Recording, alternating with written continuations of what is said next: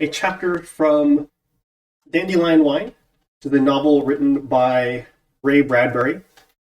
He has written some other classics like The Illustrated Man and The Martian Chronicles, as well as Something Wicked This Way Comes. This book is all about summer in his childhood home in Illinois.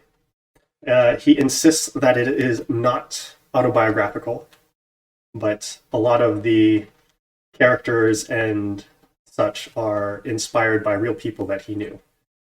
So I am going to read a chapter about summer. Grandfather smiled in his sleep. Feeling the smile, and wondering why it was there, he awoke. He lay quietly listening, and the smile was explained. For he heard a sound, which was far more important than birds or the rustle of new leaves. Once each year, he woke this way, and lay waiting for the sound which meant that summer had officially begun. And it began in a morning such as this, when a boarder, a nephew, a cousin, a son or grandson came out on the lawn below and moved in consecutively smaller quadrangles, north and east and south and west, with a clatter of rotating metal through the sweet summer grass. Clover blossoms, the few unharvested dandelion fires, ants, sticks, pebbles, remnants of last year's July 4th squibs and punks. But predominantly, clear green, a fount leaped up from the chattering mower. A cool, soft fount. Grandfather imagined it tickling his legs, spraying his warm face, filling his nostrils with the timeless scent of a new season begun, with the promise that, yes, we'll all live another 12 months. God bless the lawnmower, he thought.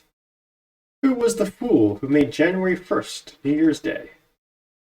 No, they should set a man to watch the grasses across the million Illinois, Ohio, and Iowa lawns, and on that morning, when it was long enough for cutting, instead of ratchets and horns and yelling, there should be a great swelling symphony of lawnmowers reaping fresh grass upon the prairie lands, instead of confetti and serpentine. People should throw grass spray at each other on the one day each year that really represents the beginning. He snorted at his own lengthy discussion of the affair, went to the window and leaned out into the mellow sunshine. And sure enough, there was a boarder, a young newspaper man named Forrester, just finishing a row. "Morning, Mr. Spaulding." "Give him hell, Bill," cried Grandpa heartily, and was soon downstairs eating Grandma's breakfast, with the bay window open so the rattling buzz of the lawnmower lulled about his eating. "It gives you confidence," Grandpa said. "That lawnmower. Listen to it."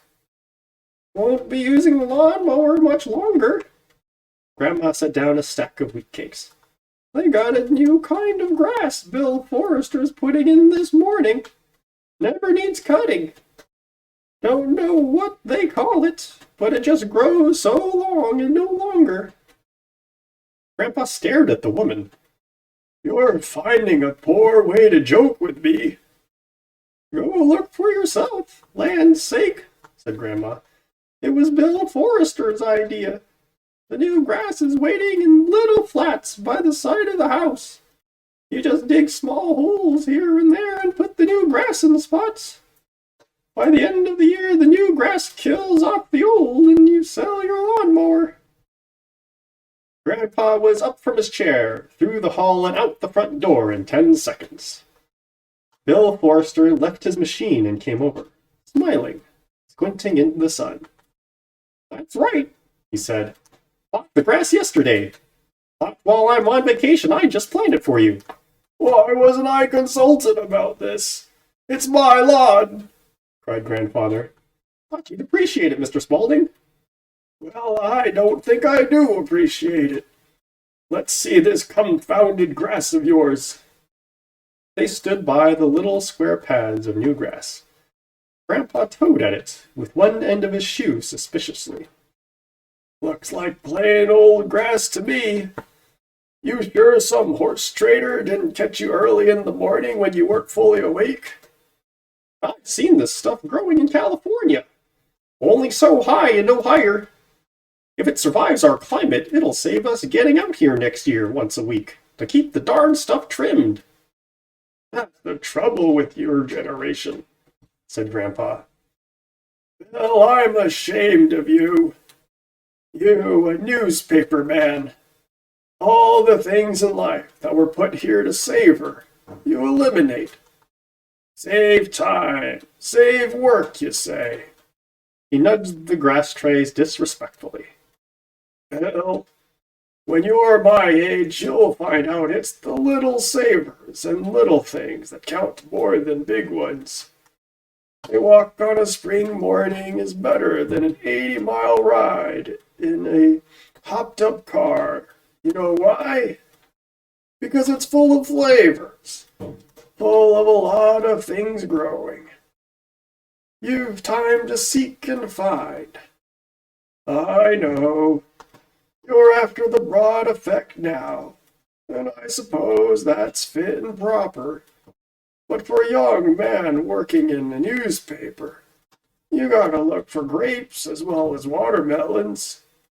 You greatly admire skeletons, and I like fingerprints. Well and good.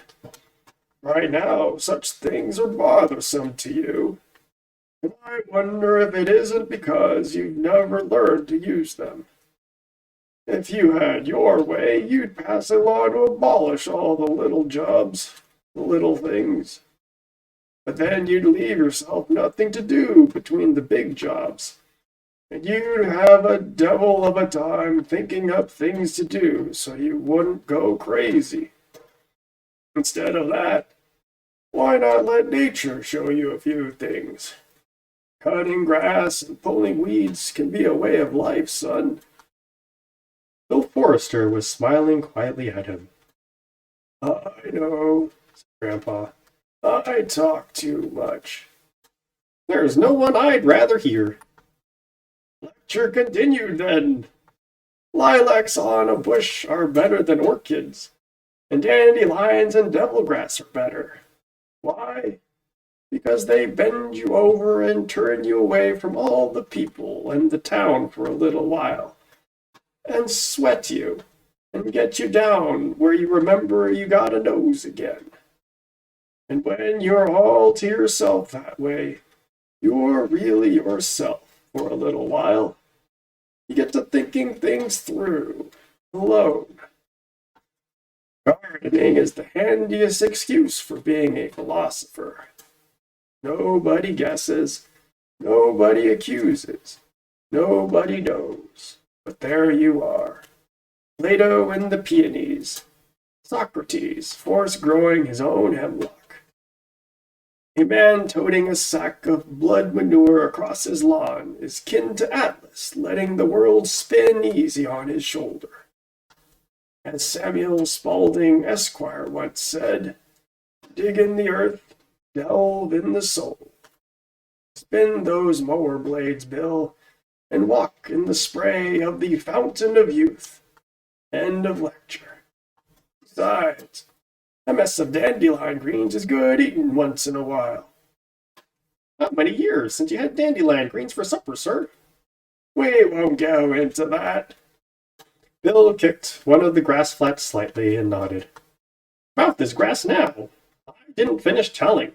It grows so close, it's guaranteed to kill off clover and dandelions. Good God in heaven! That means no dandelion wine next year. That means no bees crossing our lot. You're out of your mind, son. Look here. How much did all this cost you? $1 a flat. I bought 10 flats as a surprise. Grandpa reached into his pocket, took out the old deep-mouthed purse, unclasped the silver clasp, and removed from it 3 $5 bills. Bill, you just made a great profit of $5 on this transaction. I want you to deliver this load of unromantic grass into the ravine, the garbage dump, anywhere. But I ask you in a civil and humble voice not to plant it in my yard. Your motives are above reproach, but my motives, I feel, because I'm approaching my tenderest years, must be considered first. Yes, sir. Bill pocketed the bills reluctantly. Bill, you just plant this new grass some other year. The day after I die, Bill, you're free to tear up the whole damn lawn. Think you can wait another 5 years or so for an old orator to kick off? I know darn well I can wait, he said. There's a thing about the lawnmower I can't even tell you. But to me, it's the most beautiful sound in the world. The precious sound of the season. The sound of summer. And I'd miss it fearfully if it wasn't there. And I'd miss the smell of cut grass. Bill bent to pick up a flat. Here I go to the ravine. You're a good, understanding young man, and will make a brilliant and sensitive reporter, said Grandfather, helping him. This I predict. The morning passed. Noon came on. Grandpa retired after lunch, read a little Whittier, and slept on through the day. When he awoke at 3, the sun was streaming through the windows, bright and fresh.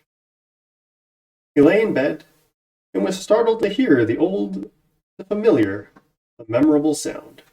Why, he said, someone's using the lawnmower. But the lawn was just cut this morning. He listened again. And yes, there it was. The endless droning chatter up and down, up and down. He leaned out the window and gaped. Why, it's Bill. Bill Forrester, you there? Has the sun got you? You're cutting the lawn again! Bill looked up, smiled a white smile, and waved.